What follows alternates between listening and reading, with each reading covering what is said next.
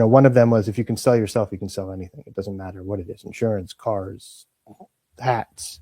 It's all really about selling yourself at the end of the day. And I think that shaped a lot of my philosophy about things, and ultimately why, makes sense that I kind of got into personal branding. But I remember he used to play like these games.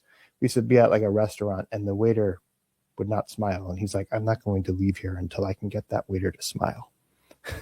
And, he was very sort of obsessed with getting people to like him and stuff. And he used to get, I remember one time I walked in and he's like, oh, I want you to meet so-and-so. And, so-and-so is from like the Dale Carnegie Institute. Right. And so my father had me train under that guy. And so I was trained under like the whole Dale Carnegie philosophy, and stuff like that. And,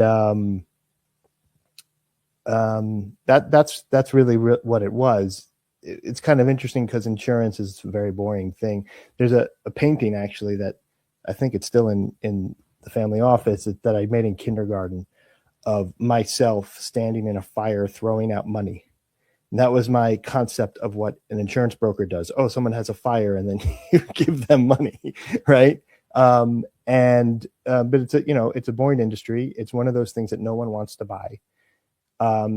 And so it's one of the hardest jobs as a salesperson to sell people insurance and to make sure that they even buy the right insurance and they're spending around the right amount of money. And so I grew up with that environment and that sort of psychology of like how to do that.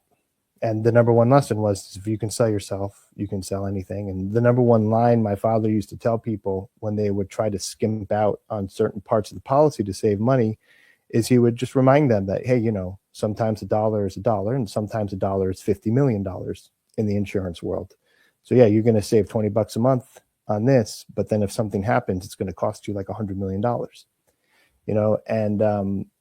and he said like that's not going to convince them of anything. He would say it, but that wouldn't convince them of anything. And then he would show like what would, and it's usually very counterintuitive stuff.